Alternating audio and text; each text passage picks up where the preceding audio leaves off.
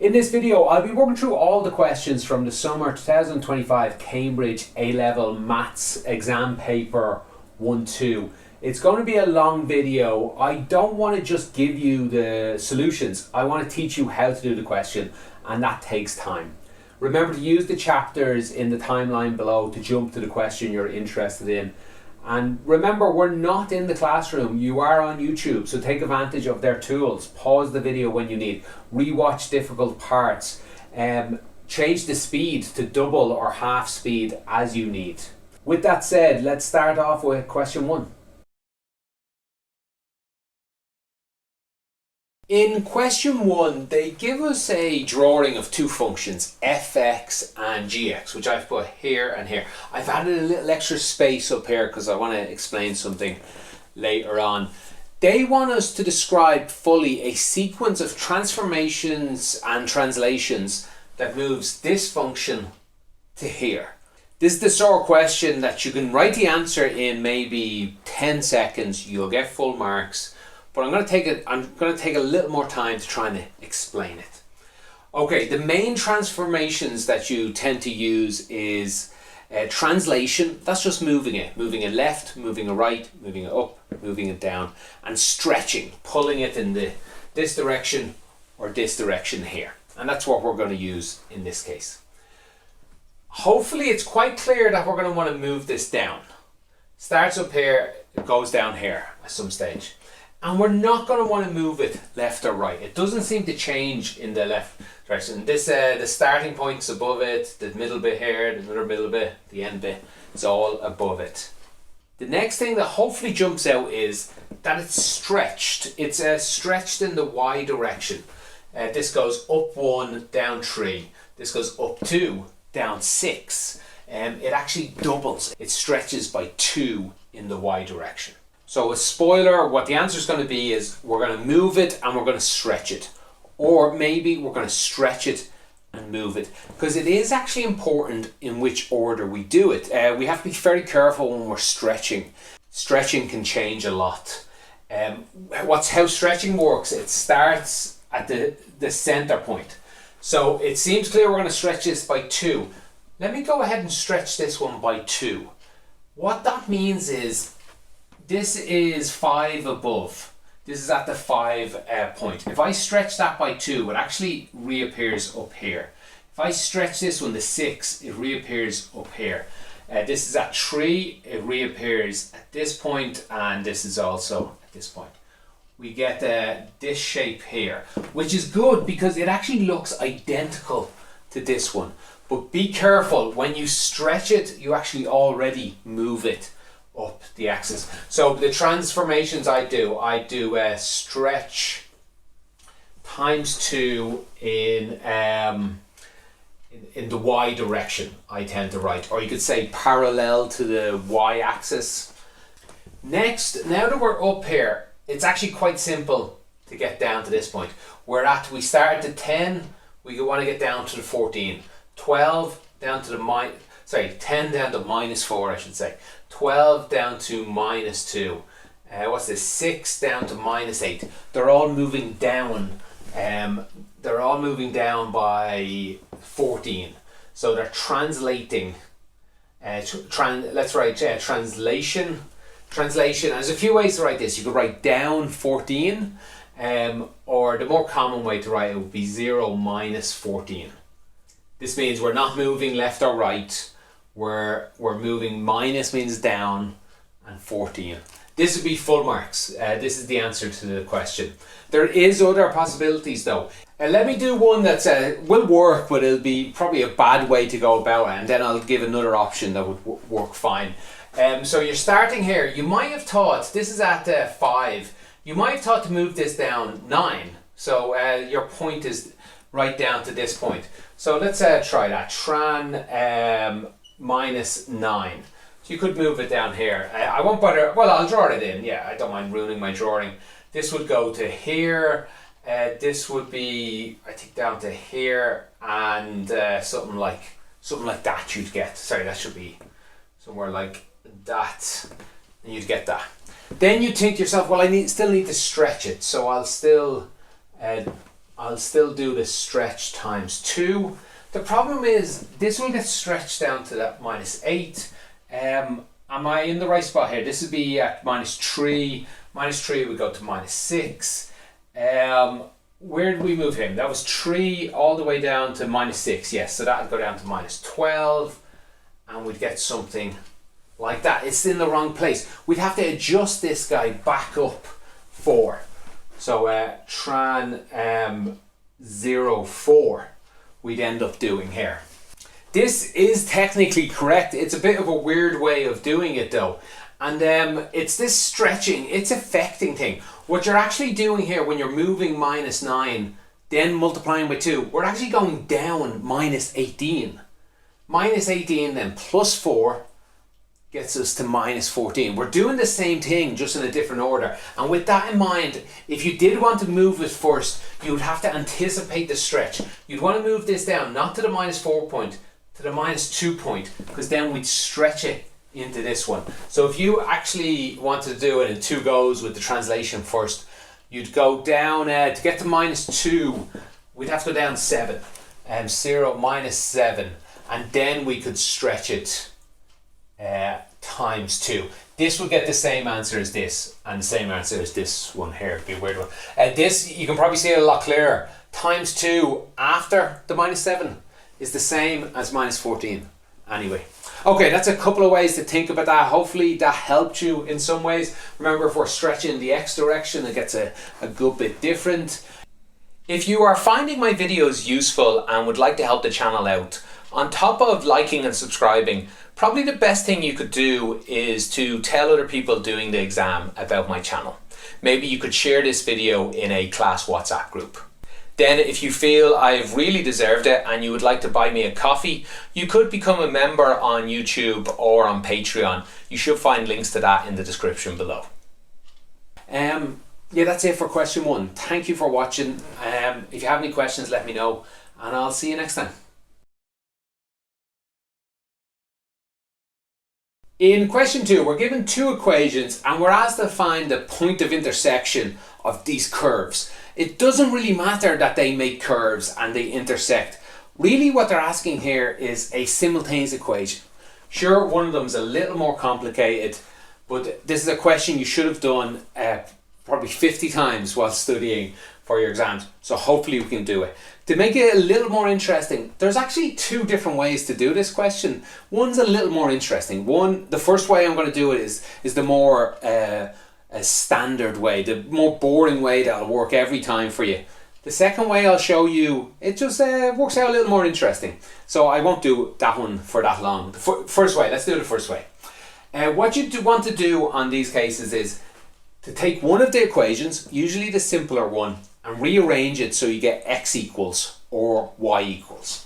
So the second one is the clear contender in this case.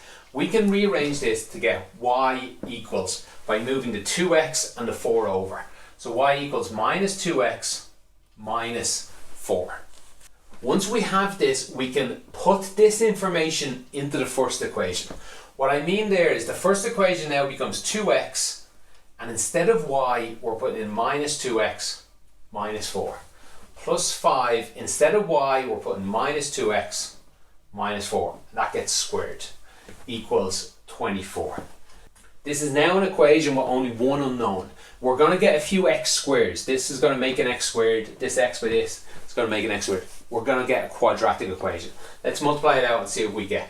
We're going to have minus 4x squared minus 8x. This is a bit harder. I'll do it quick enough though.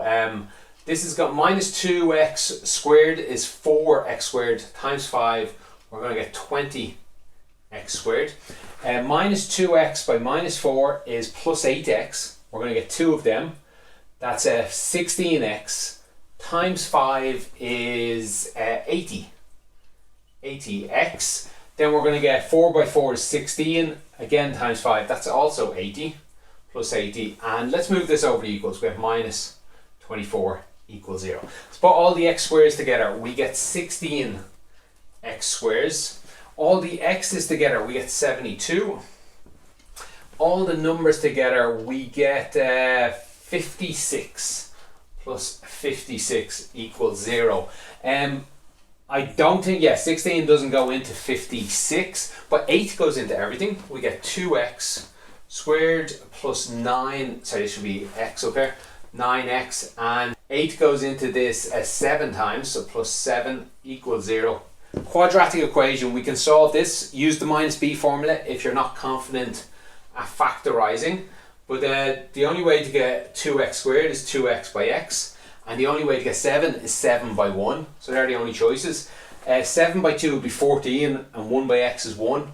That doesn't work to get to 9. So the 7 must be here, the 1 must be here.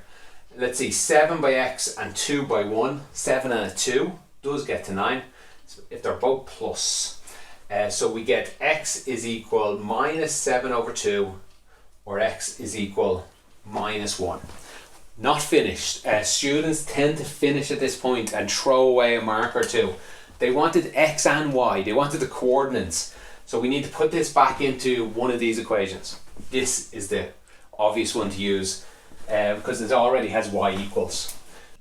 If you are finding my videos useful and would like to help the channel out, on top of liking and subscribing, probably the best thing you could do is to tell other people doing the exam about my channel. Maybe you could share this video in a class WhatsApp group. Then if you feel I've really deserved it and you would like to buy me a coffee, you could become a member on YouTube or on Patreon. You should find links to that in the description below. So we'll say y is equal minus 2, so let me write in, minus 2 by minus 7 over 2 minus 4. We're just putting this number into this equation and cleaning it up. Let's see, the 2's cancel, the minuses make a plus. We're left with 7 minus 4 equals 3. The first coordinate we found is minus 7 over 2 and 3. Do the same again. Y is equal, put minus 1 in. Minus 2 times minus 1 is 2. Minus 4 equals, minus 2 should be there. And that coordinate is minus 1, minus 2. So there are your two coordinates. That's your answer to this question. Now that method that I just shown is the one that'll work nearly all the time for you. But there is a slightly more interesting one here.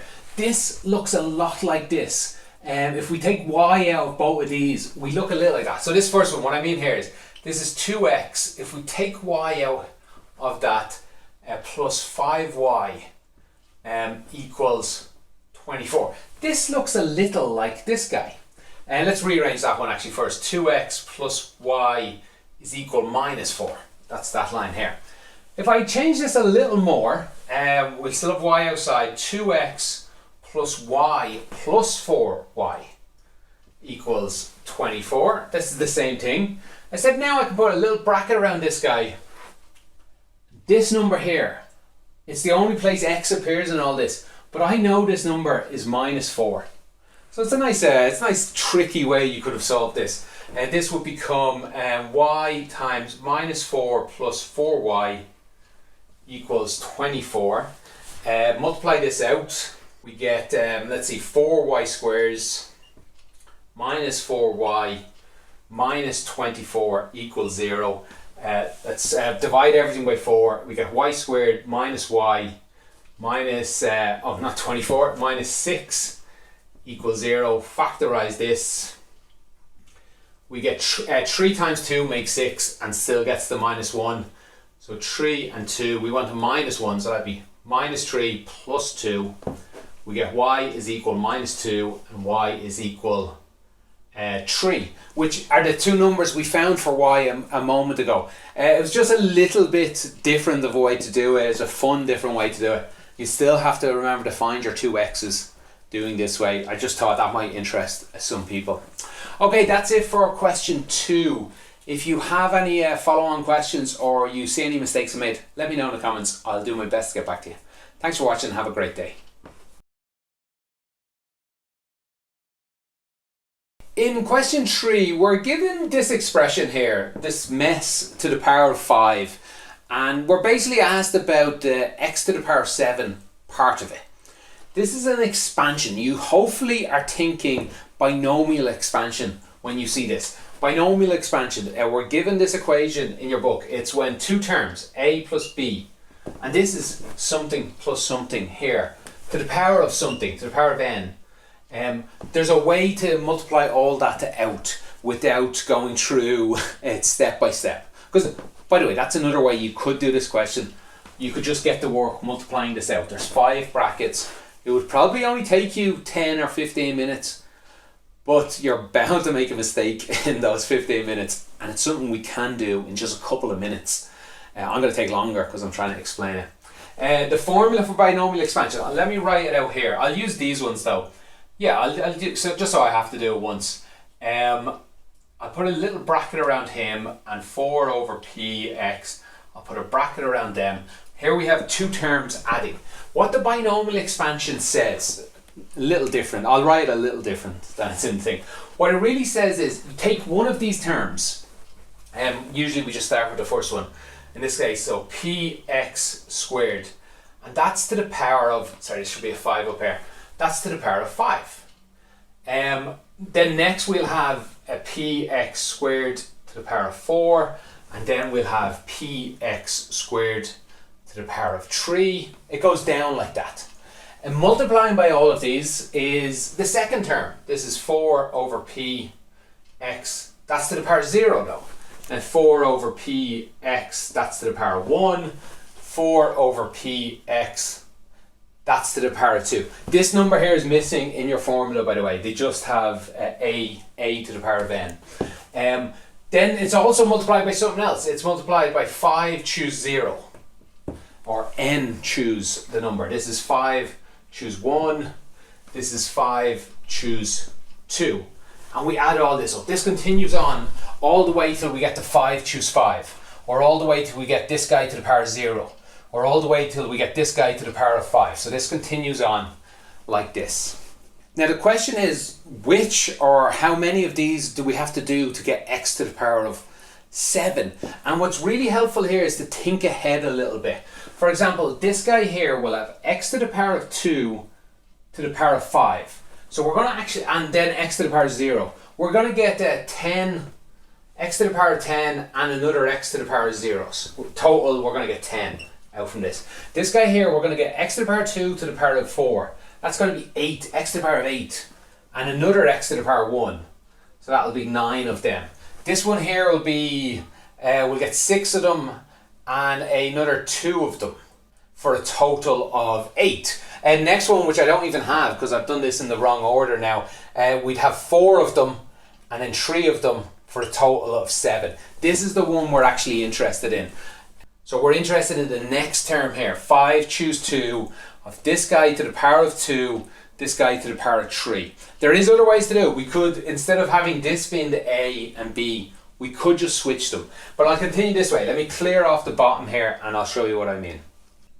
If you are finding my videos useful and would like to help the channel out, on top of liking and subscribing, probably the best thing you could do is to tell other people doing the exam about my channel. Maybe you could share this video in a class WhatsApp group. Then if you feel I've really deserved it and you would like to buy me a coffee, you could become a member on YouTube or on Patreon. You should find links to that in the description below. You know what, let me restate what I'm trying to say here. What I'm trying to say is, if we multiply all the x's out here, we'll have 10 x's in total here. If I multiply all the x's out here, we'll have 9. All the x's here, we'll have 8. So it's actually the next term we're interested in. That's all I'm trying to say. And the next term will clearly be 5 choose 3. And px squared to the power of 2. 4 over px. The next number, this has been going up, 1, 2, the next one is 3. This is the term we're interested in. They told us that the answer to this term, if we multiply all this out, should be 1280 x to the power of 7. That's all I'm trying to say. So let's go ahead and multiply this side out and see what we get.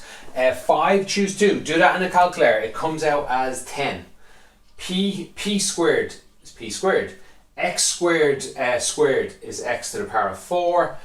4 to the power of 3, that's 16 times another 3, that's 64. p to the power of 3, that's p cubed. X to the power of 3 is x cubed. We can do some of these, a lot of these are easy. X squared by x to the power of 3, we could have ignored that. We knew it was 7. 10 times 64 is 640. And p squared divided by p cubed leaves just 1p on the bottom row.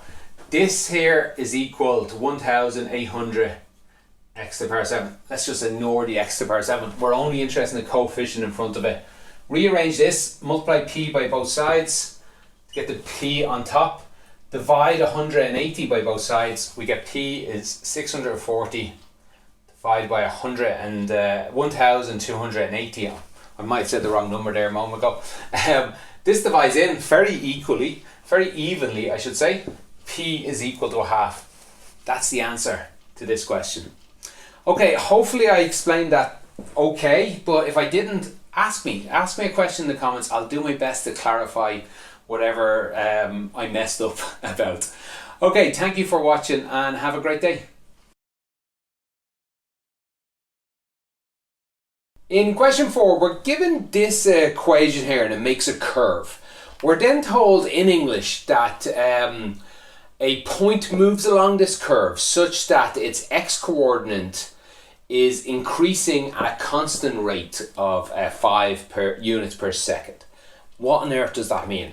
They're telling us that x is increasing. When x is changing, so that's dx, at a constant rate. Rate means time. They actually tell us per second as well. So that's dx dt. That's what they're talking about.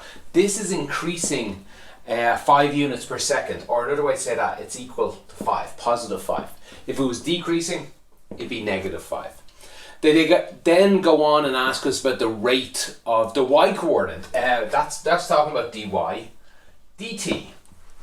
And they tell us x is equal to 9. At this point, find dy dt. How do we do this? This comes up most years. You have to turn a bit of English into something like that. That's one part that a lot of students have trouble with. And the next thing you want to remember is that dy dx is equal to, let's write dy and dx again. You can put anything you want here because they're going to cancel. In this case, we'll put dt. Because we know dx dt, which is just the same as 1 over this. So that's dy dt. Leave that the same. And this guy will just go underneath the denominator but flip around. So that's dx dt. We know this one. We want this one and we can find this one. Rearrange all this and we'd get dy dt. So that's this one here. Multiply this by both sides is equal dy dx multiplied by dx dt. You could start off with this because look, it's dy dt, and these two cancel. Dy dt, the thing we were looking for, was always going to be equal to dy dx times dx dt. We know this one. This one's 5. So this is actually equal to 5 times dy dx. What they're really asking you to do here is to find dy dx and multiply it by 5. To differentiate this, we get a 3 over 2 multiplied by a. 3 over 2 multiplied by a times x to the power of, take 1 away from up here, that becomes 1 over 2. This is similar, there's a 1 multiplied by minus 12, and then take 1 away, we get x to the power of 0. Or the other way a lot of people think of it is just dx disappears. All of this is multiplied by 5. I've got to be careful about that. This is what we're looking for, but one more thing, they did tell us that x is equal to 9. This all happens when x equals 9. So dy dt when x is equal to 9 is equal to 5 multiplied by 3 over 2. A times the square root of 9, that's a 3, minus a 12. We clean this up a bit. We have 3 times 3 is 9. 5 nines are 45 over 2 times a. And we have 5 times a 12, which is, that's a minus 60. This is the rate of change of t when x equals 9, and your answer is in terms of a. This is your final answer for part A. If you are finding my videos useful and would like to help the channel out, on top of liking and subscribing, probably the best thing you could do is to tell other people doing the exam about my channel. Maybe you could share this video in a class WhatsApp group. Then if you feel I've really deserved it and you would like to buy me a coffee, you could become a member on YouTube or on Patreon. You should find links to that in the description below. In part B, they tell us that given the curve has a minimum point when x is equal to a quarter, find the value of a. When you see minimum point, we've done some differentiation already. You should think a minimum point is a stationary point, which means the derivative is equal 0. We found the derivative already. It was dy dx, let me just check my notes here, is equal to 3 over 2 times a x to the power of a half minus 12. We now know this is equal to 0 when x is equal to a quarter. So we can write all this out but put a quarter in here. So that's 3 over 2 a square root of a quarter is a half minus 12 equals 0. Let's clean all this up. This is 3 over 4a, move the 12 over, is equal to 12. Multiply everything by 4 and divide it by 3. We get a is equal to 48 over 3, or that goes in 16 times. A is equal to 16. And that's it for question 4. If you have any follow-up questions or you see any mistakes I made, let me know in the comments. I'll do my best to get back to you. Thanks for watching and have a great day. In question 5, we're given the equation of a curve y is equal to 4 times cosine 2 of x plus 3, and we're asked to state the greatest and least possible values of y. That sounds a lot like asking us to find maximums and minimums, in which case we should be thinking the derivative, dy dx equals 0. That is a way to do this question. And I will in fact do it in a few moments. But the easiest way to do this question is actually to do part B first. So I'm going to skip on and do part B first because it's the best way to describe how I'm going to get the numbers from part A. Because it is something you can just look at this and answer part A quite easily. So in part B, they ask us to sketch this drawing. So to sketch that, I'm going to build it up slowly. I'm going to do 4 sketches. First of all, I'm going to do cosine of x. That looks like this. These don't have to be exact or even look too good. In fact, I'll go all the way up to 4x here. So this is 4 pi, I meant 2 pi, 3 pi, and 4 pi. Now underneath this, I'm going to draw a cosine of 2x. Think of what happens here. When I put in pi into cosine, I get this, I get minus 1. When I put in pi over 2 here, I multiply by 2, so really I get cosine of pi. So when I put in, here's pi over 2, when I put this in, I actually get minus 1. So if I go down here, that will look like that. When I put pi in, I actually get, it's like putting 2 pi in, I get plus 1. So this gets something up here. When I put 3 pi over 2 in, I actually get 3 pi, I get minus 1. And it repeats like this. When I put 0 in, I still get 2 zeros are still 0. So I still get this one here. So what we actually get is this shape, like this. Now that I think about it, I didn't have to go up to 4 pi. I went the wrong direction. But still, it shows you sort of what I was thinking. This here is pi, this down here is pi, 2 pi is here, 3 pi is here, and 4 pi is down here. That's what cosine 2 of x does. It sort of squashes it in like that. To continue these drawings, again, this is answering part B really. To continue drawing this, let's draw 4 times cosine 2x. It really looks identical to this. We'll just do the same. It's identical to this one, except this one goes up to 1 and down to minus 1. Multiplying it by 4 just means it goes up to 4 and down to minus 4. And finally, the one they wanted you to draw was 4 cosine 2x plus 3. That just moves everything up 3. It looks identical again, but it just moves up to 7, and a -4 moves up to -1. Everything goes up 3, but it's still you still get this shape like that. But remember, they only wanted, I did it up to 4 pi. They only wanted up to 2 pi, which would be here, which would be here, which on this one would be here. So that's what they wanted. They wanted down, up, down, up. Let me draw that one last time, squeeze it in here. So the exact thing they wanted. They wanted it to go, let's see, down, up, down, and finish like that. That's what here would have been 2 pi. So that's the answer to part B. What about part A that I skipped over? And I'll redo part A with differentiation for those who are curious in a moment. What part A asked is, state the greatest possible value of y. I'll look at this one. The greatest value of y is 7. The least value of y is -1. We can see that easily in the picture, but we can also tell it from here, because cosine, no matter what's in here, the biggest cosine can ever be is 1, and the smallest it can be is -1. 4 ones is 4, and 4 minus 1s is -4. So this is either at its biggest 4 and at its smallest -4. So it's 4 plus 3 is its biggest, that's 7. -4 plus 3 is its smallest, -1. That's how you do part A, just thinking about or looking at the drawing. Let me clean this off and I'll quickly show you, because I think some students would have ended up differentiating. So I'll show you, I won't do it all, but I'll show you quickly that it would work. It'd just take a little longer.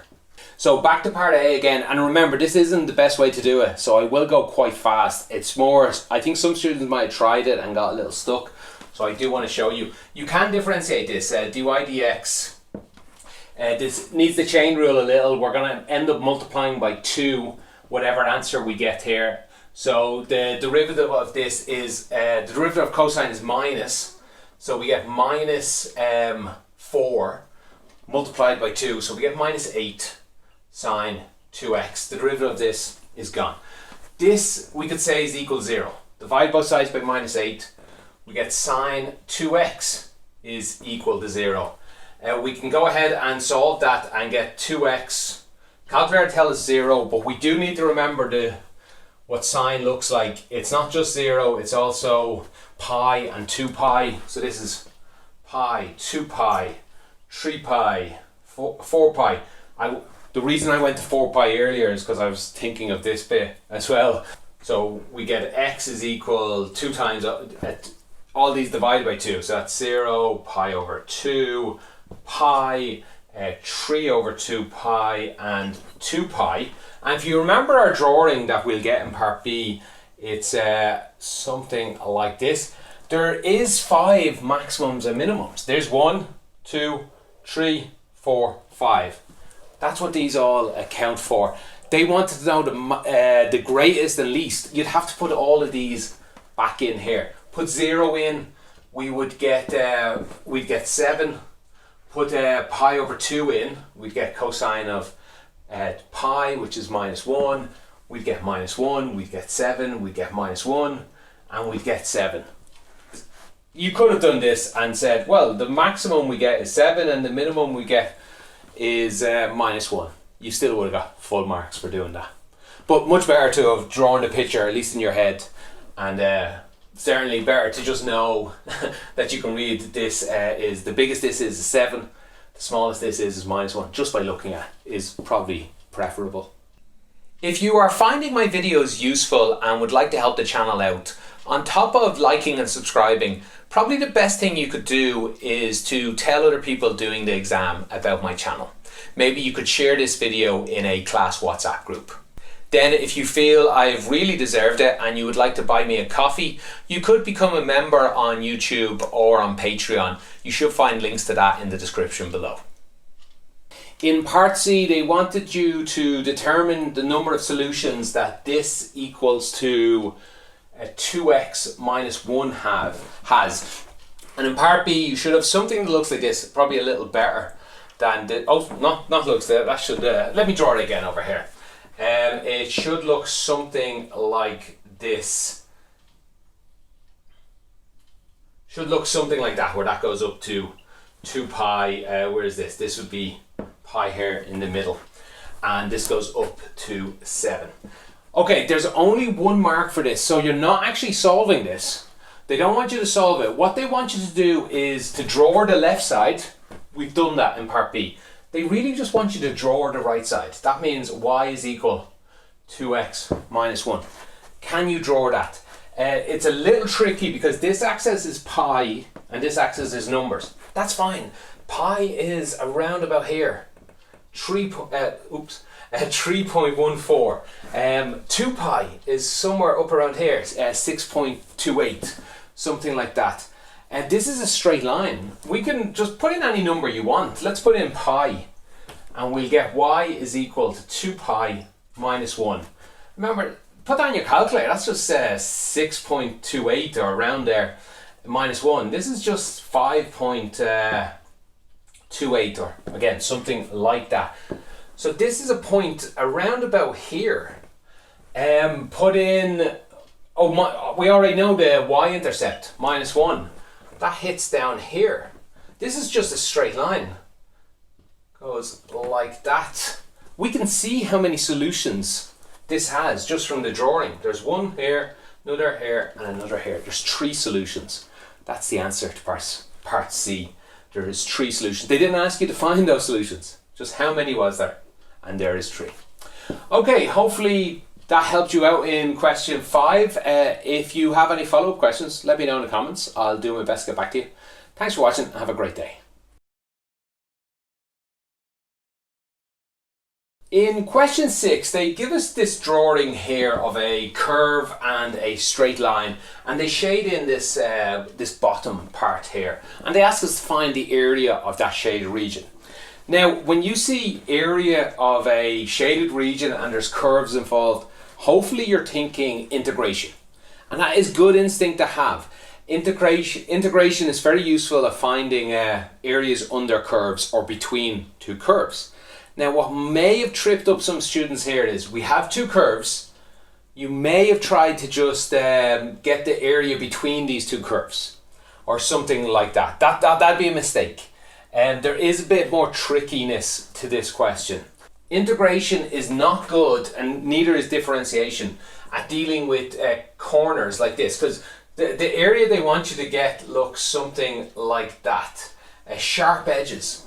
Integration does not like sharp edges, I guess, with the exception of at the start and the end. It's fine there, but in the middle here, it's not good at that. So you're going to have to have a think about how you're going to do this question. For example, you could get the area between this line and this curve and find this area up here. That's something you could do. You could find the area between the curve and the line and get this segment here. That's something you could do. It's not how I'm going to do this question. What I'm going to do is I'm going to split the world in this line. And what I'm going to do is I'm going to do 2 questions. First, I'm only going to deal with this curve. And I'm going to find the area here. That's from here all the way in this part. Hopefully you see what, let me just shade it in for the moment. It'll be confusing when I double shade it in a moment. I'm going to find this area between 0 and that's our problem. We do need to know this point. I'll come back to that in a moment. And then separately, I'm going to get the area of here. Again, this is the same point. Let's just call it A for the moment. From A to, again, I also don't know this point here, down here at B. I'm going to find this here. Integration can do this, although there's a more clever way to do it. And integration can do this. That's what we're going to do. We need to break this question up into 2 parts. So let me clear this off and we'll do this part. I guess though, first thing we need to find A. Yeah, let me do that now actually. We'll use up here. We need to find what this value is. They did give us some information. They told us this point here, the y part is 3.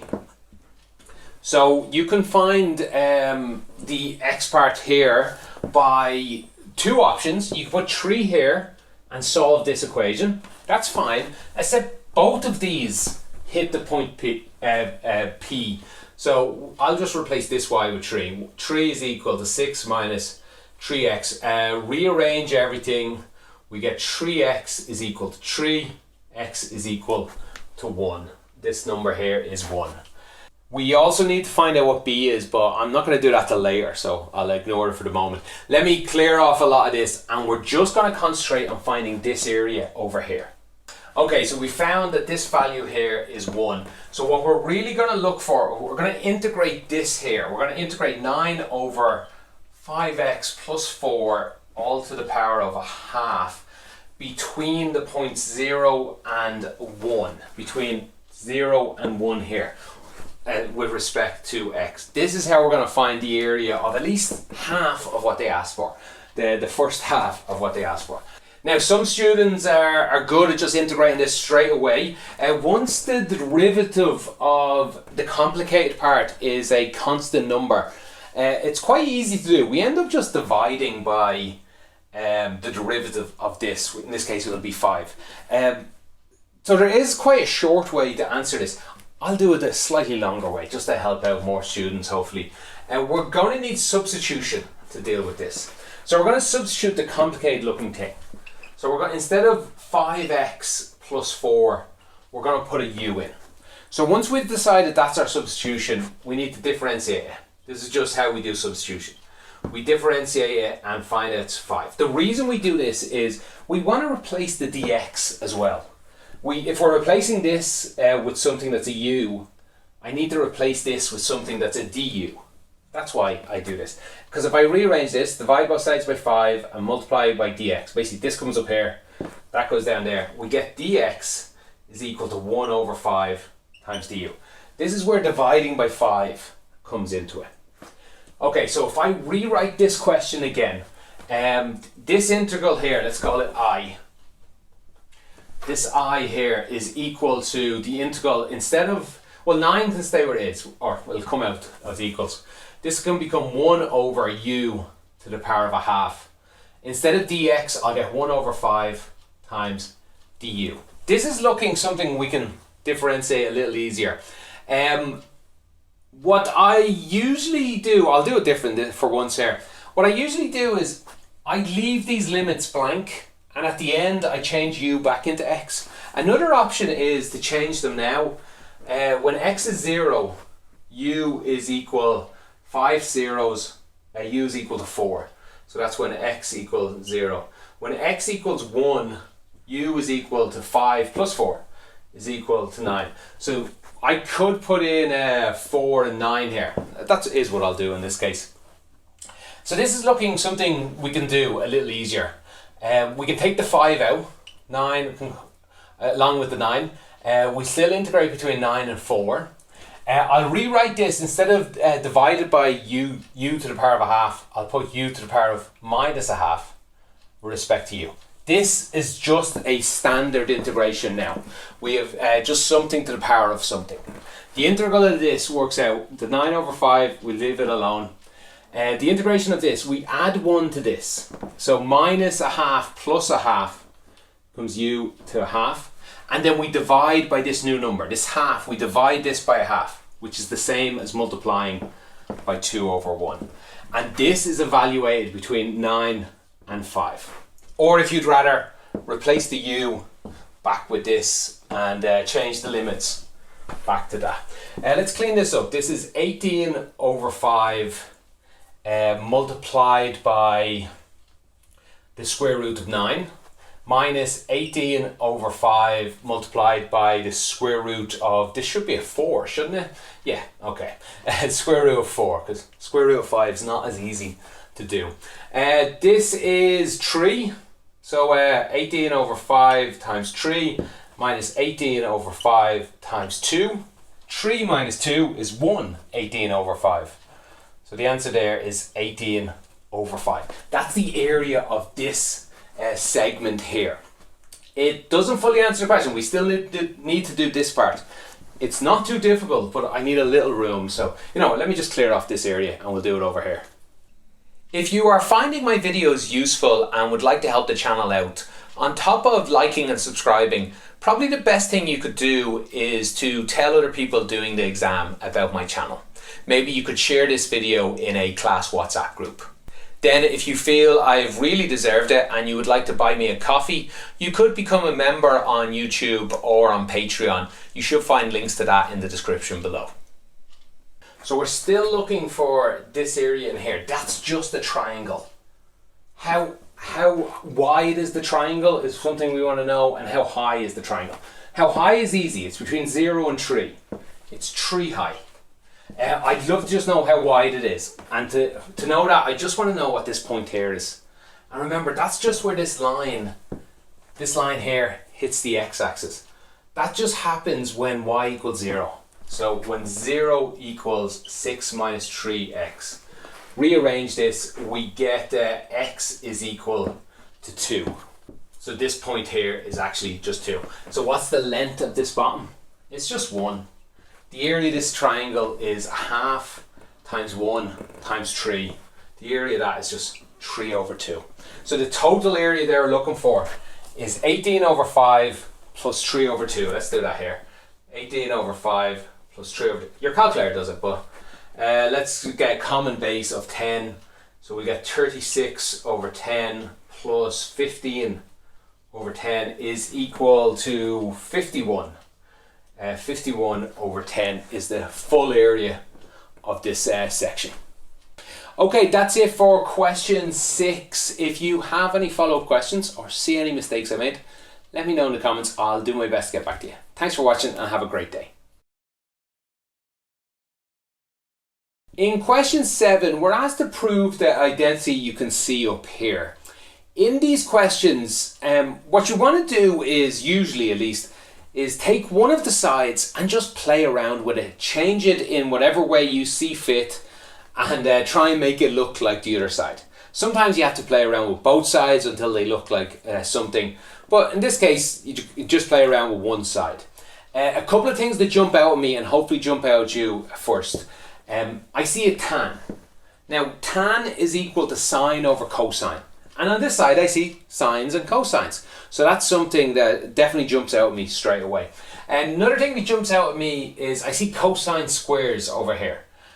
I'm then thinking cosine squared plus sine squared equals 1. I'm thinking that those two possibilities, maybe rearranging this in some way like that. I also I see a sine multiplied by cosine. I'm thinking the double angle formulas. That happens a lot in that. I see a tangent squared over here. There's a double angle formula in that.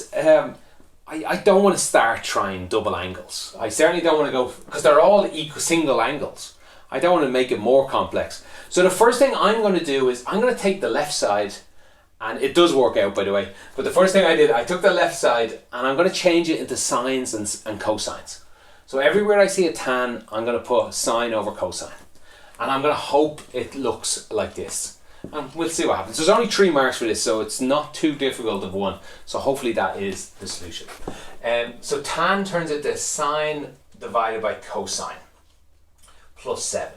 The bottom row is sine squared over cosine squared minus 3.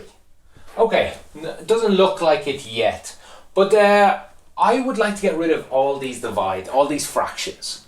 To do that, if I multiply everyone by cosine squared, this will disappear. This guy will disappear because he has a cosine in it.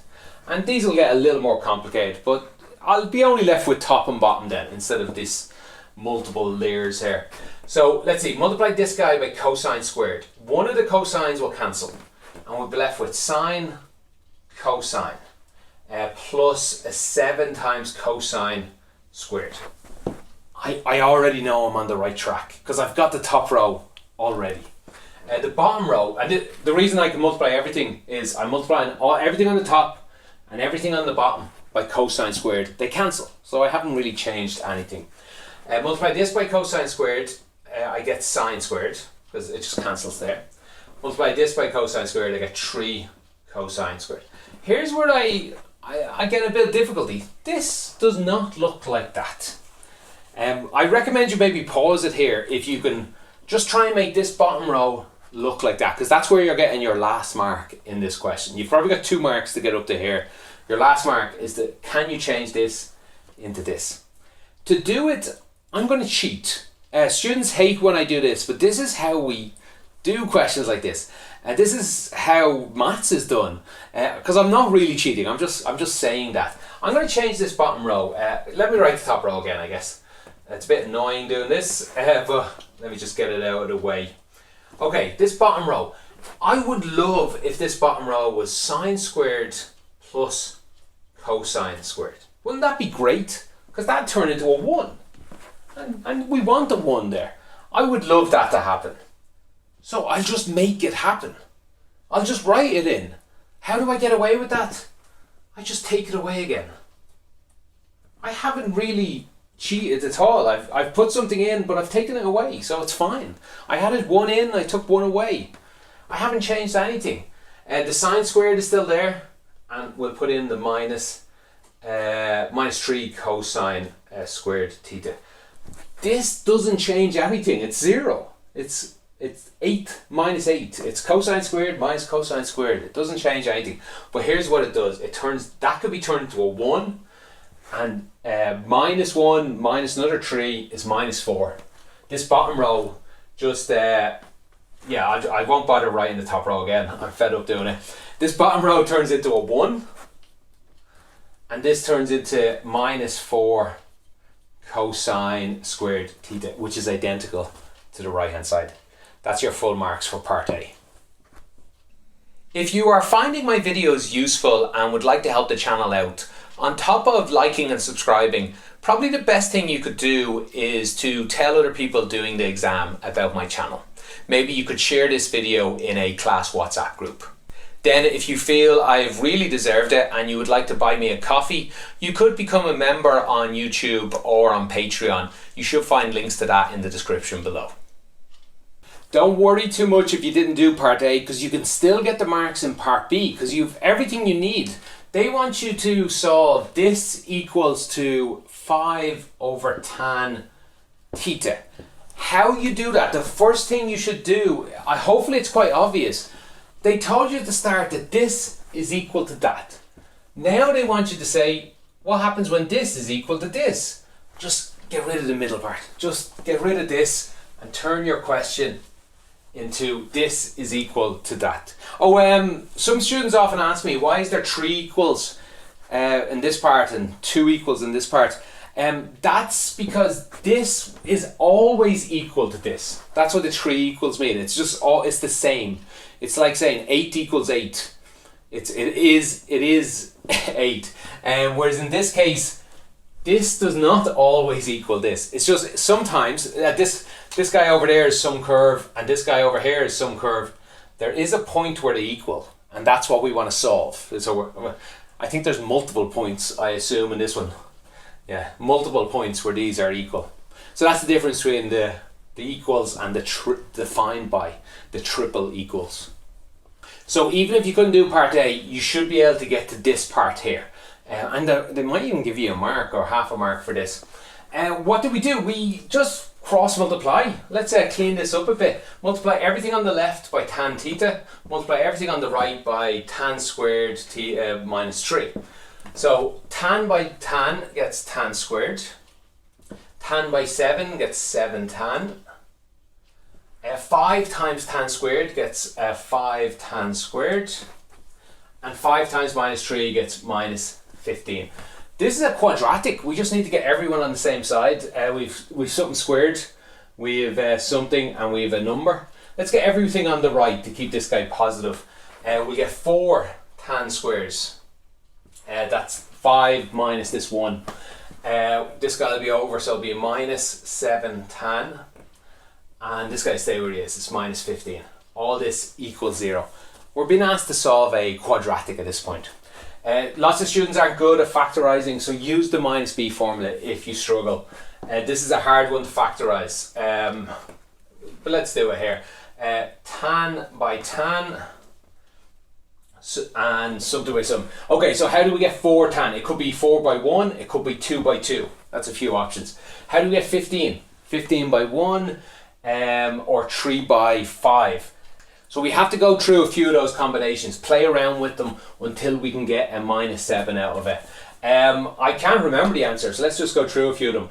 Say it's 2 by 2. So 2 by 15, 30 and 1. No, not going to do it. 2 by 5 is 10. 2 by 3 is 6. 10 and 6. No, can't get there. How about 4 and 1? 4 by 5 is 20. 1 by 3. No, that's not out. It's going to be 4 and 1. So is this going to be 3 by 5? 3 fours are 12 and a 5. Yeah, that's actually it. That'll get to a 7. A 12 and a 5 can get to a 7. So, well, maybe it is. Sometimes it throws you curveball. So 3 here and a 5 here. Okay, so we need to get to -7. That means I would like -12. So if that's a minus, we get -12 and then +5. And that'll +5. Yeah, that works out for everything. This still gets a -15. It all works out. We're left with tan theta is equal -5/4, or tan theta is equal to 3. At this point, let's remember what tan looks like. Tan looks like something like this. What did they want the answer? They wanted the answer between 0 and 180.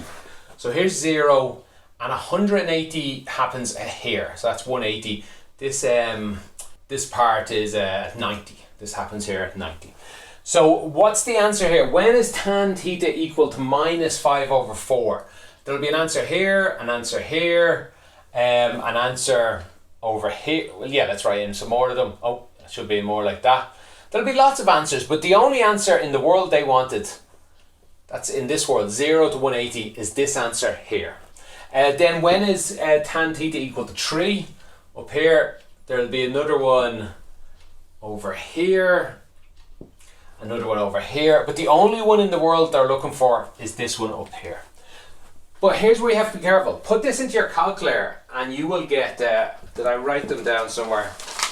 Yeah, you'll get -51.3. Your calculator is not very smart. It will give you this one over here. That's not the one we're looking for. We want this one. You need to use your brain, know what tan looks like. Tan repeats every 180. Everything's 180 away from itself. So it's not -51 we're looking for. We want 180 added onto this, and that's 128.7. That's one of the answers from this side. The other answer, the calculator is fine on this one. Put this into your calculator, the inverse tangent of 3, and it will just give you 71.6. That's because your calculator only works on this part. It'll give you the answer between here and here. So when the exam wants the answer between here and here, you're going to have to adjust slightly. So be careful on that. Okay, that's it for question 7. If you have any follow-up questions or any questions whatsoever, let me know in the comments. I'll do my best to get back to you. Thanks for watching and have a great day. In question 8, they set up the question with these two equations, an equation of a circle and an equation of a line. They help us out by drawing it for us. There's the circle, obviously, and this one here, this is the x-axis, the top part, and this one is the y equals -2 line. They don't help you so much by pointing out that that point here is at -2, because it's y is equal -2. Okay, it intercepts the circle. Don't worry about my drawing too much. C is the center of the circle. Part A, they simply ask you to find A, B, and C. We can find C straight away. C is equal to these two numbers pretty much. Half of this number and change the sign. Half of 14 and change the sign is 7. Half of 8 and change the sign is -4. That's what C is. It's quite easy to read the circle. You can get the radius as well, but it's a little more awkward. You have to rearrange it a bit. Okay, how to find A and B then? Not too difficult either. It's the point of interception between these two equations. So you just solve these two equations. Two equations, two unknowns. You can do it. And it's especially easy because one of the equations is just y is equal -2. So if y is equal -2, just put it in up here. X is x. Y though now is -2. -2 squared is +4. minus 14x. 8 times minus 2 is minus 16 plus 36 equals 0. We have one equation with one unknown. We can solve this. It's a quadratic. Clean it up. We get x squared. We get minus 14x. And let's see, we get 20 plus 4, so 24 equals 0. Use the minus b formula if you're not good at factorizing, but this is two numbers that make 24. Lots of options here. 24 and 1. No, can't get to 14. 12 and 2. Yes, that does seem like the likely option. There's other ones, obviously 3 and 8 and so on. But 12 and 2, we want minus 14, so we need minus 12 and minus 2. And yes, two minuses will still go back and make a plus 24. This all works. So the two numbers are x is equal to 2 and x is equal to 12. So these 2 points here, A is equal, the one on the left must be the 2, and B is equal to 12. What's the y part? I would guess a lot of students made a little mess of that. They didn't think too much, but the y is always minus 2. We know it's minus 2 at all points. You didn't have to put it back in and try and solve it. If you put it back in here, obviously it's just minus 2. So anyway, that's your answers for part A, B and C. If you are finding my videos useful and would like to help the channel out, on top of liking and subscribing, probably the best thing you could do is to tell other people doing the exam about my channel.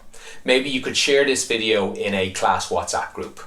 Then if you feel I've really deserved it and you would like to buy me a coffee, you could become a member on YouTube or on Patreon. You should find links to that in the description below. In part B, they want us to find the angle of ACB. So that's ACB, this angle in here they're looking for. Let me draw that again here as just the triangle. They're looking for this angle in here, and we know all these points. Yeah, I won't write them in. Let's just write A, B, and C. We know all these points. How do you find this angle? There's a couple of options here.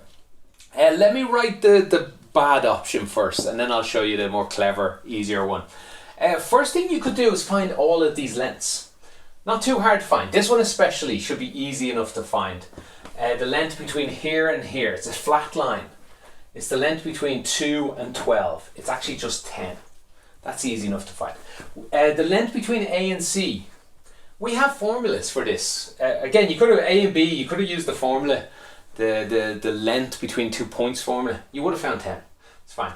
The length between A and C. Use the formula if you want. Again, this is not maybe the best way to do it. It's the length between 2 and 7, which is 5, and you square that, so you get 25. The length between minus 2 and minus 4 is 2, and you square that. 25 plus 4 is 29. This length is the square root of 29. This is the exact same thing. You'd find if you did it, B and C, but it's also, hopefully you should be seeing this is symmetrical. This is an isosceles triangle. That's a hint to the easier way to do it. Anyway, you have these 3 lengths. You're looking for the angle in the middle. The cosine rule will find that angle for you. That's a perfectly okay way to do this question. Let's do a little more clever though. Let's break this triangle in half. 10, that's 5, isn't it? This length here is quite easy to find. Obviously I've stretched it up a bit. The length between C and B. It's the length between the y parts. This guy here is at minus 4. This length here is 2. We know that's 5 and 2. So when they want to know this angle, this big angle, it's just half of this, or double this angle here. This is a right angle now. We can just use the simple trigonometry here. Tangent of the opposite, pi over, this would be theta over 2 here.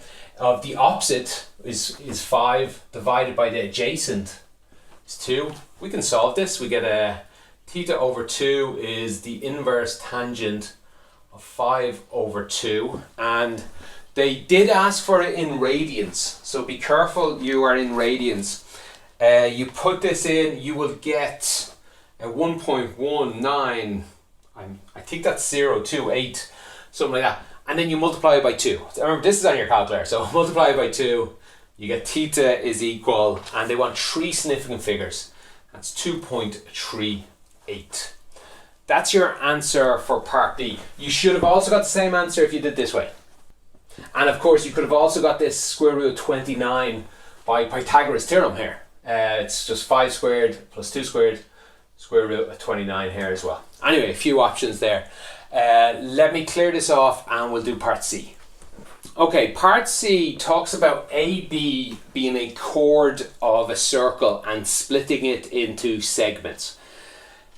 English isn't everyone's first language, so you may have had a bit of trouble with that. What they're saying is there's a circle and this line cuts it in two. It cuts it in 2 segments. They want to find the area of the bigger segment. They want to find this area down here. That's what they're asking. Now that's actually harder than it looks. We don't have any good formulas that I know of. I'm sure we can make up a formula that's not that neat.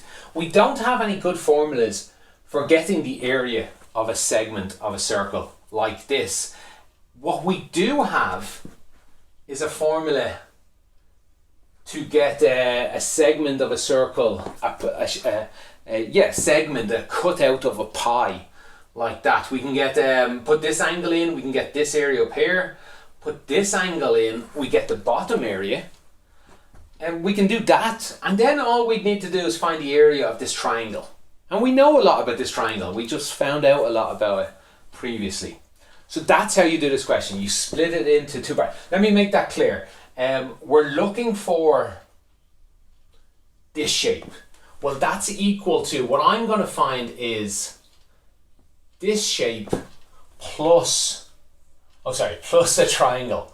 That's how I'm going to do this. They're asking for this. I'm going to find this plus this. There's other options. Once again, they're asking for this. You could find this shape and then take away this shape. Take away this shape. That would equal the top part. Oh, and then I guess... No, I've messed up a little. You could do this, but then you'd have to get minus all this plus the whole circle. Okay. Yeah, so that would be an option as well. I made it more complicated than it looks. But the whole circle, take away this segment and add back in this segment. That's what I mean there. There are your 2 options. I'm going to do this one up here. Okay, so let me clear off the board. But to get this, I need this angle here. But remember, we just found this angle up here. It was 2.38. I need this angle down here. I'll talk about that. And I need the area of this triangle. So let's just clear this off and do that. Okay, this angle in here is 2.38. What is this large angle out here? That is just the angle of a whole circle is 2 pi. So it's just 2 pi minus 2.38. I know you can't see that, but that's 2 pi minus 2.38. Remember, 2 pi is just 6.28, something like around there. Take away 2.38. It's whatever it is. I don't have it written down. It's in my calculator. The area of this shape, let me draw it again. The area of a segment of a circle is equal to a half times this length here, this r here, a half times r squared and the angle we're interested in. I've used theta. I'll use theta again. Why not? That's the area of a segment. You can use any angle you want. You can use the small angle, it would get the small part. The large angle will get the large part. So the area of this is just equal to a half, or is...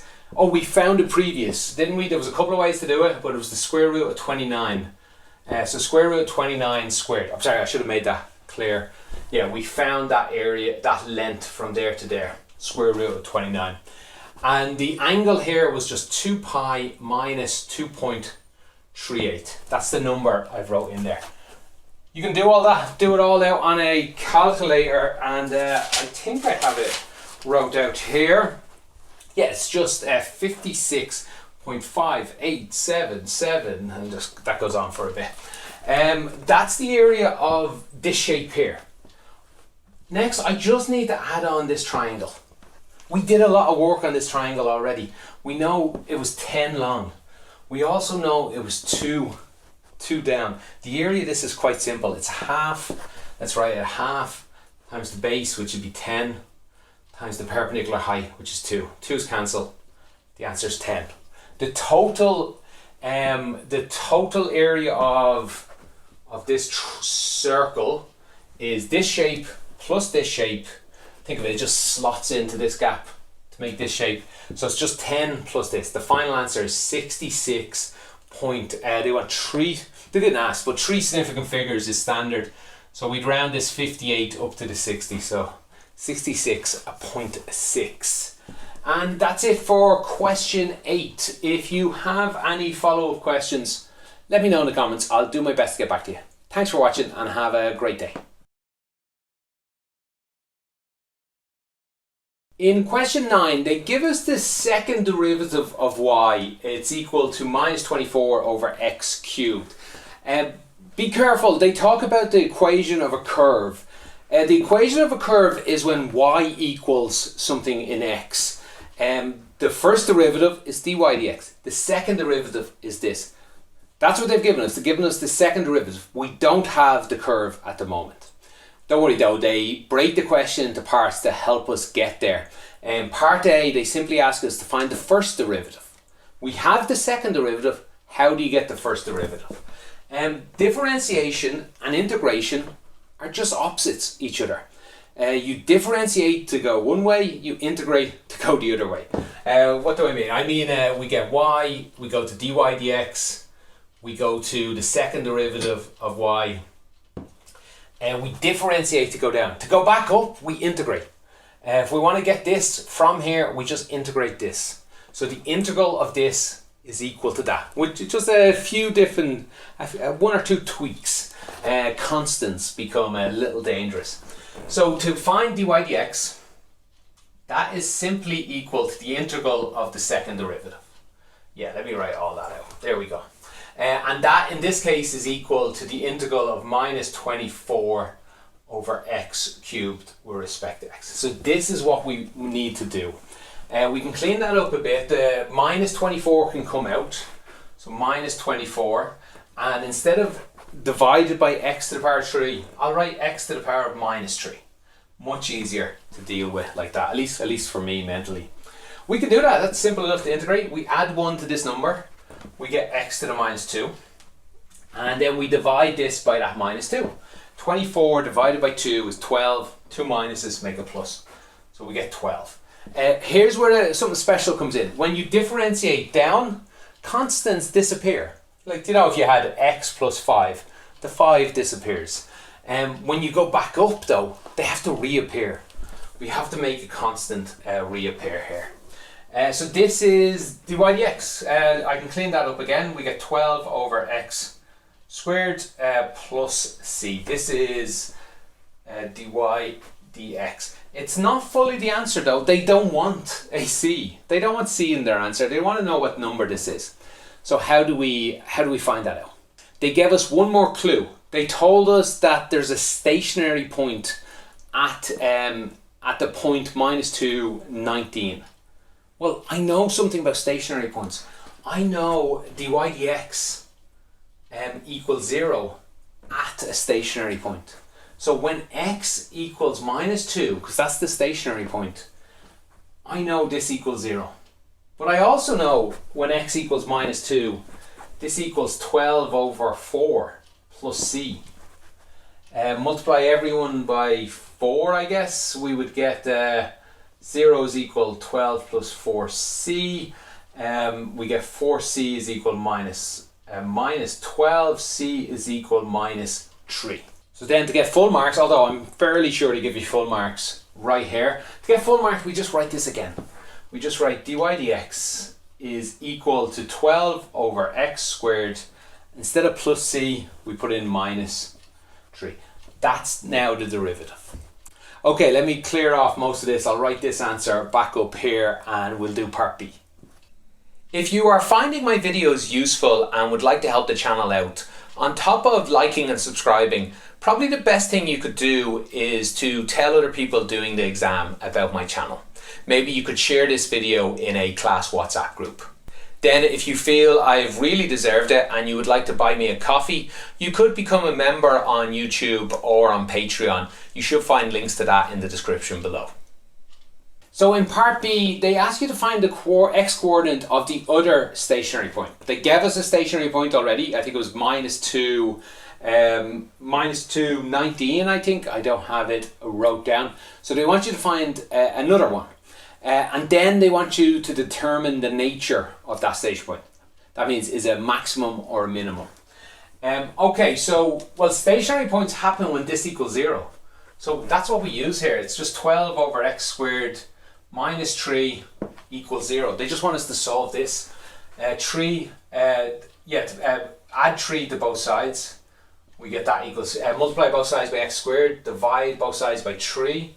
We get 12 over 3 is equal x squared, or x squared equals 4. That means x is equal plus or minus 2. They already told us x was minus 2. We knew one of the answers was minus 2. So really the new point that they're asking us to find is at x is equal to 2. Oh, they only wanted the x coordinate. So that's the answer for one point in part B. They also wanted to know what kind of point is this one. And to find that out, we just use the second derivative. You don't really have to do much maths. We can sort of see the answer up here, but I'll do it out anyway. And what we want to do here is we want to get second derivative at x equals where we're interested about, at x equals 2. So we just fill this in. It's minus 24 divided by, not x cubed now, 2 cubed. 2 by 2 by 2 is 8. This is equal to minus 3. When the second derivative is less than 0, like this, it means we're a maximum. So the answer for part B is x equals 2 and maximum. Okay, let me clear some of this off and we'll do part C. Now this question so far has been quite nice because it's broken everything up for you. We started with this. They asked you to find this. Now they're asking you to find the equation of the curve. That's really asking us to find y equals. Hopefully, especially from what I shown earlier, you see what to do here. This differentiate gets this. This differentiate gets this. Integration goes the other way. Integrate this, we get this. Integrate this, we will find this. That's what they want us to do. They want us to integrate this one here. So y is equal to the integral of 12, let's write that as 12x to the minus 2 and minus 3, all with respect to dx. That's what they want us to do, integrate that. So we can do that, that's not too hard. Add 1 to this, we get x to the minus 1, and then that minus 1 divides by the 12. So we get minus 12 here. The integral of minus 3 is minus 3x. And again, we have a constant. So you can just write plus c. Let me write c2, just so it's not the same c. But you can write c there, it's fine. But once again, we don't want any c, whether it's c or c2. We need to know what this number is. So how do we do that? Well, we need a point that's on this curve. But they told us right at the start, the point that's on the curve. They told us, let me write it up here, minus 2, 19 was on the curve. They told us it was a stationary point. So we could just fill that in. We know what, let me write this again. Y is equal minus 12 over x minus 3x plus c2. We know at a certain point y is equal to, 19. X is equal to minus 2. Minus 12 divided by minus 2 is 6. Minus 3 multiplied by minus 2 is 6 plus c2. Rearrange this. This is just c2 is equal 19 minus 12, which is equal to 7. So the equation here, I'll write it up here, sure, why not, is minus 12 over x minus 3x plus 7. That's the equation of the curve. That's the answer to part C. For part D, let me see if I can squeeze it in here. For part D, they talk about the equation of a normal to the curve at a certain point, and the dy dx at that point is minus 9 over 4, blah blah blah, find the answer. Let me just say, I don't know what it looks like, but there's just some curve. I don't really care what it looks like. What they're telling us there is, there's a certain point where, let's say we're going down, so let's just pick this point. There's a certain point where the derivative, because the derivative is the slope of the tangent. The derivative here is minus 9 over 4. What they want us to do is find the equation of the normal. And remember, we know the slope of the normal if we know the slope of the tangent. It's just 4 over 9. So that's it. They want us to find the equation of this line. Its slope is 4 over 9. What else do we need to know? We just need to know what this point is. So if you are stuck in this question, pause it there and rethink it now. How do we find this point? The clue they've given us is that dy dx is equal to minus 9 over 4. I want to know what x and y is. How would we do that? Well, we have an equation for dy dx. Let's write that out again. 12 over x squared minus 3. We know at a certain point that's equal minus 9 over 4. There's only one thing we don't know in this. It's x. We can rearrange this and we can find what x is. Let's do that. 12 over x squared is equal minus 9 over 4. We add 3 to both sides. 3 is the same as 12 over 4. And that becomes 3 over 4. Yeah, 12 minus 9 is 3 over 4. Move it around, x comes up, the 3 goes down there, the 4 comes up there. We get x squared is equal, let's see, 48 divided by 3, which is 16. That was the same as a few questions ago, I think. X squared is 16, so x is plus or minus 4. Except one thing, they told us x was positive. So we need to bear that in mind. There's probably another answer over here that has the same slope, but it's in the negative world. X is positive, so x is equal 4. That means we nearly know this point. This point is 4 something. We still need to know the y part of it. But that's fine, we have an equation for y as well. We know, I'm going to need more board. We know y is equal minus 12 over x. And we now know x over 4. Minus 3 times 4 plus 7. Clean all this up, we get minus 3, it's there, and minus 12 plus 7. That's minus 15 plus 7 is minus 8. So the point we're talking about here, so it's below the axis, not above, is 4 minus 8. So I'll clear it off the board, but now really all they're asking us to do is find the equation of a line. The point is 4 minus 8 and the slope is 4 over 9. That's all we're being asked to do. This should be quite straightforward. Let's clear off the board and do it. Okay, we have a point, we have a slope. Equations of a line all look like this. Y is equal to the slope multiplied by x plus some constant. Here's c again. I won't bother putting c3 this time. Plus some constant. To get the equation of a line, we really just need to find this constant if we have the slope. And we do that by using the point. We know y is minus 8 at a certain point. We know x is 4 at that same point. So we just solve this for, not equals, plus c. We just solve it for c. That's 16 over 9. Let's multiply everything by 9. We get minus 72 is equal to 16 plus 9 c's. Take 16 from both sides. We get 9c is equal to 88. So c must equal 88 over 9. So the equation of this line is y is equal 4 over 9 x plus 88 over 9. I would lose a mark if I left that. This is how I like to leave my equations of lines. I'd lose a mark because they specifically asked you to write it in the form of x, y, number equals 0 and everything's an integer. They don't want these fractions here. So let's clear that up now again. Multiply everything by 9 again. We get 9y is equal 4x plus 88. They might give you the marks for that, but really they wanted everything on the same side. So 4x minus 9y plus 88 is equal 0. That's how they wanted it to look. I have minus 88 in my notes. Have I made a mistake somewhere? This was minus 88 here. This was minus 88. That was minus 88. That should have been a minus. That should have been a minus. And finally, that should be a minus. Okay, now I'm getting full marks. Always double check your answer if you have time. And you should have a little time in the exam. Okay, that's it for question 9. If you have any follow-up questions, let me know in the comments. I'll do my best to get back to you. Thanks for watching and have a great day.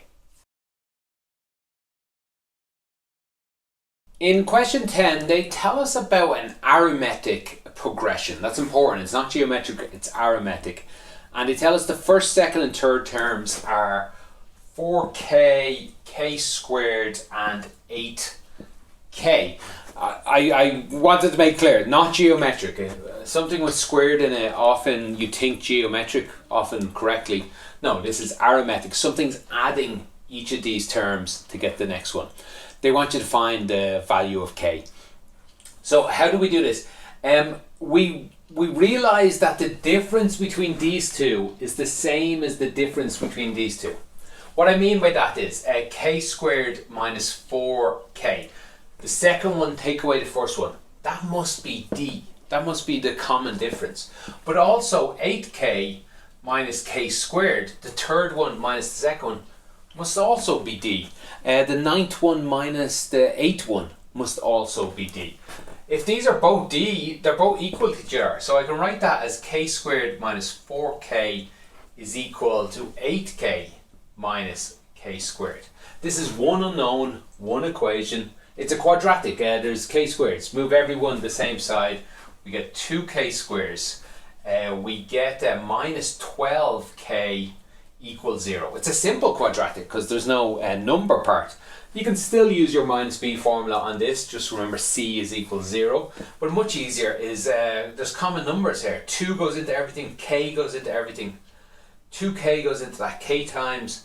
2k goes into that minus 6 times equals 0. So either k is 0, which they told you it isn't, or k is equal 6. There are two. Either this is 0 or that's 0. And they told you k wasn't 0. So k is equal to 6. That's your answer for A part 1. Before we do part 2, let's double check part 1. That is our answer. I know it's the answer. I already checked. But let's double check. Let's put it back in up here. This will also help with part 2. 4 sixes is 24. 6 squared is 36. And 8 times 6 is 48. Let's see, that is a common difference of 12 each time. The next term would be 60 then, and so on. Okay, so we are correct with k, or it seems to be. In part 2, they want us to find the sum of the first 20 terms. That's S20. And well, we have a formula for that, Sn. Yeah, let's change that to an n for the moment. Sn is equal to n over 2 times 2a plus n minus 1 times d. All that multiplied by that n over 2 up front. So S20, it's just a simple matter of filling these in. It's 20 over 2. 2 times a. We need to know a. Well, that's why I did this first. I now know a is 24. That's 2 times 24 plus 20, so 20 minus 1. And d, I know it's 12 because I double checked. So if you would have had to do that at the start of part 2. You would have had to find what a was, it's 24, and what d was, which is 12. And we can clean all this up. This is 10 out front, this is 48, and that's 19 times 12. I cannot do that in my head, so I will go to my notes for that. Yeah, just put all this in a calculator. I think 276, this is times 10, is 2,760. And that's the answer to part 2 of part A. If you are finding my videos useful and would like to help the channel out, on top of liking and subscribing, Probably the best thing you could do is to tell other people doing the exam about my channel. Maybe you could share this video in a class WhatsApp group. Then if you feel I've really deserved it and you would like to buy me a coffee, you could become a member on YouTube or on Patreon. You should find links to that in the description below. Part B is a whole new question. We're moving on to a geometric progression. They tell us the fourth term is 36 and the sixth term, so that's fourth, the fifth, the sixth term is 6. There's other terms up here. How do we do this? Well, first, let me say there was another way to do part A as well, which is what we're going to do here. Instead of taking the second minus the first, we could have said, well, the first is this formula. The second term, we put it into a form. Yeah, I don't think it's clear what I mean. There's a formula for every term in an arithmetic sequence. We could have put it in and solved for that. We can do the same here. There's a formula for every term in a geometric sequence. Every term, Tn, is equal to A multiplied by or times to the power of n minus 1. That's a expression for every single term. And the fourth term is no different. T4 is equal to A times or to 4 minus 1. That's to the power of 3. T6 is equal to A times or to the power of 5. But we know what each of these are. That's 36 and that's 6. We have two equations with two unknowns. We can solve this, put them together. There's a couple of different ways to do it. The easiest, the best way to do it would be this one divided by that. A or to the power of 5 divided by A or to the power of 3. Well, that's equal to 6 divided by 36. This divided by that is this divided by that. It's no different. I said, look what happens. The A's disappear, which is brilliant. Most of the ors disappear. 5 ors up here, 3 ors down here, we're left with 2 ors on top. Or to write that again, or squared is equal 1 over 6. Or is equal to 1 over the square root of 6, be another way to do it. Yeah, so they asked you to find the common ratio. Oh, sorry, and they told you it's positive. Sorry, yeah, this should be plus or minus here. But they told us it was positive, so it is in fact a plus.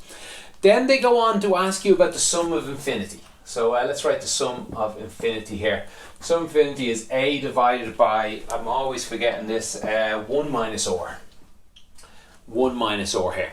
To do this, we need to know A and we need to know or. We know or, so we still need to find A. We have two formulas here that have it in it. Let me use the first one here. A or cubed equals 36. Well, that means A is equal to 36 over or cubed. But we know what or is. A is equal to 36 over 1 over square root of 6 cubed. A bit of a mess this, but you can leave it like this, by the way, and clean it up later. But let's clean it up now. The top row, first of all, 36 is 6 squared. The bottom row is 1 over 6 to the power of a half. And that's to the power of 3. Yeah, let's stay going up here. 6 squared. This bottom row, that could be the same as 6 to the minus 1 over 2 cubed. And that's the same as 6 over 2. 6 minus 3 over 2 multiplies in. Well, that's the same as 6 squared multiplied by 6 to the plus 3 over 2. That's the same as, this is 4 over 2. 6 squared, so that's the same as 7 over 2. That's the simplest I can write A. But honestly, it doesn't matter. You could have left it at one of these and fixed it later, because we'd end up doing that later in the question. But I'll get it down to that point. Hopefully that was clear how I got to there. Okay, so let's do the sum of infinity. The sum to infinity is equal to A, which is 6 to the power of 7 over 2. Divided by 1 minus or, which is 1 over square root of 6. Let's write that as 6 to the power minus 1 over 2. This is the same here as 6 to the power minus 1 over 2. Actually, no, don't do that, because they wanted the answer to have a square root. So let's put that back to minus 1 over square root of 6. Okay, they want the answer to look a certain way. They wanted a square root here, a minus number over here, Well, the best way, if I multiply everything by square root of 6, I should get all that. This would be, the top row would become 7 over 2 multiplied by 6 to the power of a half square root of 6. The bottom row would become square root of 6. This would become minus 1. Top row can be cleaned up to be 6 to the power of 4. That's 8 over 2, which is 4. Square root, the bottom row looks fine. The bottom row is what they wanted. Square root and take away a number. And the top row, 6 to the power of 4 is 36 by 36, which I can't do in my head, but is 1296 over square root of 6 minus 1. It was a bit awkward, all that, so I hope I didn't confuse anyone. You would have lost 1 mark if you couldn't do a lot of this algebra. Like, for example, if at this point you put this in your calculator and got the decimal place of it, and then did this question, got A with the decimal place, and got the final answer with the decimal place, they are going to take a mark off. Probably, maybe 2, in fact, because you did it so early. But probably not if you did everything fine. If you're just not good at playing around with fractions and powers like that, you're definitely going to lose 1, but maybe not much more than that. Anyway, that's it for question 10. If you have any other questions, follow-up questions, let me know in the comments. I'll do my best to get back to you. Thanks for watching and have a great day. Question 11 starts off with a completing the square question. We have a quadratic equation. There's 3 famous ways to solve these.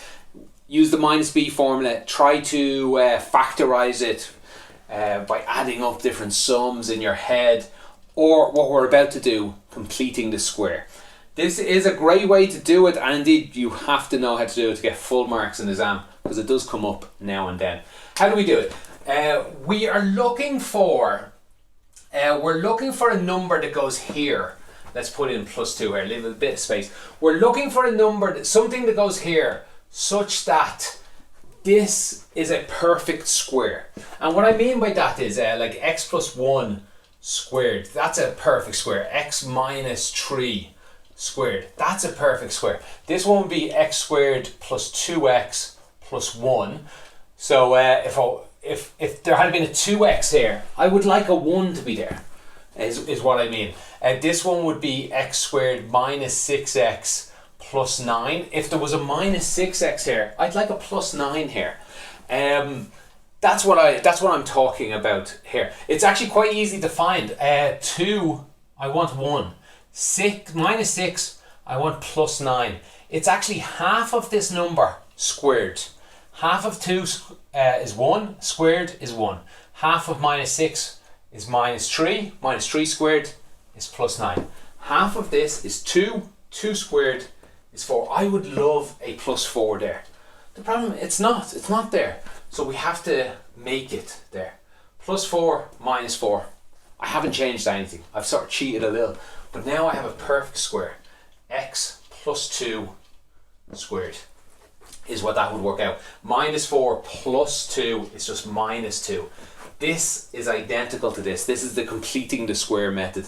If you had equal 0, for example, you could rearrange it, move the minus 2 over, square root both sides. You get plus or minus square root, just like in the minus b formula, but it'd work out quite nicely for you.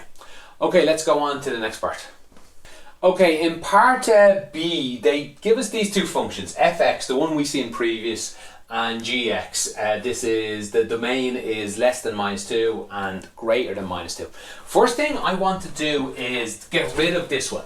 We'll replace it with our previous answer from the first part, which is x plus 2 squared minus 2. Let's replace it with that. That was the trick in this question. Okay, then on to the actual question. They want to find an expression for the inverse of x. How do we do that? How I like to do it, you can change it up slightly. I like to write this one again. So we start with the first thing. Instead of fx, I put in y. Y is equal x plus 2 squared minus 2. This is the function, or what's the curve, I guess, when y goes in. It's the original function. To get the inverse, it's just x and y change places. That's all the inverse is. We also think of it as mirroring through the x equals y axis. That's x and y changing places. So I like to do it at the start. You can do it at the end though. So x is equal y plus 2 squared minus 2. Then what we want to do is we want to rearrange this so y is on its own. Get y out in front. Then that'll be our new function. So let's try and do that. We add 2 to both sides. We get x plus 2 is equal y plus 2 squared. We get the square root of both sides. We get y plus 2 is equal to plus or minus the square root of x plus 2. So that is y is equal to minus 2 plus or minus square root of x plus 2. We don't want y to be here. That was just a placeholder. So we replace that now with the inverse of x. This sort of is our answer. We'd get marks. What's it, 3 marks? I think we'd probably get 2 marks for doing this. There's a problem though. Functions don't like plus or minus in them. They like one answer. Put one thing out, one thing in, one thing out. We don't want 2 different answers to come out. So what's the problem here? What's going on? I reckon there's only 1 mark for this, which I think is a bit mean, because I thought this was a hard question. I thought it deserved a lot more. Fairness, later on the question's a bit easier, and I think the whole paper was actually relatively easy, so maybe it's not too bad. Okay, so what's going on here? We need to think about this. We need to think about the domain and the range. We could draw pictures. Yeah, let me draw a picture of it as well. Why not? Because it's quite easy to draw. This is 0 when x is minus 2. And it's minus 2 at that same point. So we get minus 2 down here, and we get a function like that. The inverse of this mirrored through this. It's a bit awkward to draw, but something like that, isn't it? That goes up, that goes that way. Okay, that's one way. You could do the answer thinking about this, because we're only looking at when x is less than minus 2. So let me get a rag here. So we're actually, forget about this side of it and forget about this side. You could think about this. This function should be this guy here. So maybe you can figure out whether it's a plus or minus. That's one way to go about this. How I think you should think of it is the domain and the range. The domain is what goes into a function. So this goes into fx. Now the inverse, they switch places. So what goes into the fx is what comes out of the inverse. So the range of this guy, fx, the range of fx has to be this. It has to be less than or equal to minus 2. Because if this goes into the function, it must come out of the inverse. So if this here has to always be less than minus 2, think about that. This is a 0, and in fact it's getting bigger, which isn't quite clear, but it is, because what goes into this function is what comes out of this one. It's a little extra there. What comes out of this gets bigger and bigger. It's minus 2 and bigger. Or you could just think of it, it's a square root, it can't be less than 0. That probably helps you a little, but really you probably want to figure out the range of this guy. The range of this was, the smallest this gets is minus 2, so this has to be bigger than or equal to minus 2. You can see it in the picture here as well. Okay, so that's all that can go into this. That means if it has to be bigger than minus 2, this number here has to be 0 or bigger. This one gets bigger and bigger here. It's also, they wouldn't have given you a number that made a complex number anyway in paper 1. Okay, I might have lost you there. All I'm saying is we need this, all of this, to be less than minus 2. So that means, and this guy here has to be bigger than 0. That's all I'm trying to say with the last minute or two. So it's minus 2 plus something bigger wouldn't work. It wouldn't give us something bigger than less than minus 2. So this has to be a minus. So the answer they want to see, it's okay to write this, but your final answer has to lose that plus. They need to see minus 2 minus square root of x plus 2. Let me go over that one more time. What went into fx is what comes out of the inverse. So what comes out of the inverse has to be less than minus 2. So that means we can't add on a number to minus 2. So we can't have that plus. That's the answer to part B. I think that's worth way more than the 1 mark extra you probably got for it. If you are finding my videos useful and would like to help the channel out, on top of liking and subscribing, probably the best thing you could do is to tell other people doing the exam about my channel. Maybe you could share this video in a class WhatsApp group. Then if you feel I've really deserved it and you would like to buy me a coffee, you could become a member on YouTube or on Patreon. You should find links to that in the description below.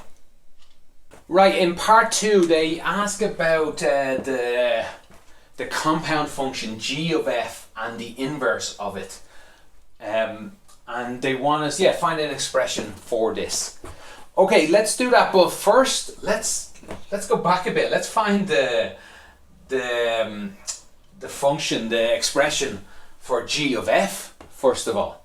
I like to rewrite that. That's the same as g of fx. Okay, so let me write it like that. What does that look like? We'll have to talk about the domains and the ranges again, unfortunately. But before we do that, let's just get a rough idea. fx, we know what fx, it looks like this. So this is the same as g of x plus 2 squared minus 2. That's all. What does g do? This tells us what g does. Whatever is in the brackets, we get minus of it and we take 4 away. That's all. Whatever is in this brackets, we put it to a minus. So minus x plus 2 squared minus the 2 as well as plus 2. And then we add 4 we take 4 away from all of that. Because that's what g does. It turns it to a minus and it takes 4 away from it. We can clean this up a little bit. That'll be minus 2 minus x plus 2 squared. That's what g of x looks like. I could wait a little more, but at this point I would like to talk about the domain of this compound function. What we previously said, we actually already said the range of fx. The domain is less than that, and the range was bigger than minus 2. That's important. They didn't really ask about it, so it's not that important. You're not going to lose too much marks. But for this function to work, what comes out of fx has to be allowed to go into gx. Because what comes out of fx goes into gx. And what comes out of fx is always bigger than minus 2. And that is what's allowed to go into gx. So I just wanted to mention that first of all. Next, I'd like to talk about what's allowed to go into gx then. G of f of x, the compound function. It's the same thing that's allowed to go into fx. Because we start with fx, right? We can't get to this compound function without putting something into fx. So that has to be allowed. I then just said, well, gx is allowed because what came out of that. They didn't ask any of this, but you sort of needed it for the next bit. So the range of this guy is the same as the range of fx. So the range of this is less than or equal minus 2. So to get the inverse, it's just like the last part. So I said you deserved a few more marks in the last part. Well, we get to do it again, so you pretty much get double marks. The inverse of this guy here, let's write it as y is equal minus 2 minus x plus 2 squared. Change parts. X goes over here and y goes in here, and rearrange it. So let's see, add 2 to both sides. We get x plus 2. Will I have room here? Hopefully. X plus 2 is equal minus y plus 2 squared. Multiply both sides by a minus. That's a minus and that's a minus. Get the square root of both sides. So that becomes, let's switch them as well. Y plus 2 is equal to the square root of minus x minus 2. And that's plus or minus. We have to go through this dance again. We have to decide which of these to use. So the final answer is y is equal minus 2 plus or minus the square root of minus x minus 2. And again, instead of y, this is actually g of f, the inverse of g of f of x. We just need to decide, is it a plus or is it a minus? But again, just like before, what goes into g of x is what comes out of this guy. What goes in is less than minus 2. What comes out of this has to be less than minus 2. So minus 2 cannot add anything to it. We can't add anything. So the plus needs to disappear. Your final answer has to be this line without the plus. So I said, yeah, I did say that deserved more marks. You pretty much got the mark twice because it was the same trick twice. Okay, that's it for question 11 and that's it for this exam. If you have any follow-up questions, let me know in the comments. I'll do my best to get back to you. Thanks for watching and have a great day.